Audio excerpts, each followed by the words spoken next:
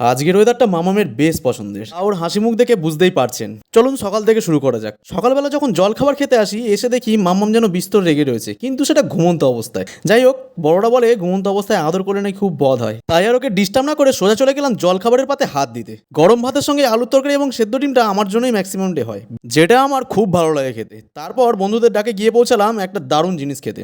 নুন মাখানো গুঁড়ো লঙ্কা দিয়ে এখন আর কাঁচা আমটা সেভাবে খাওয়াই হয় না, ছোটবেলায় অনেক খেয়েছি। আমি জানি জিভে জলটা আপনারও এসেছে, কি আর করা যাবে, জিনিসটাই তো এমন বলুন।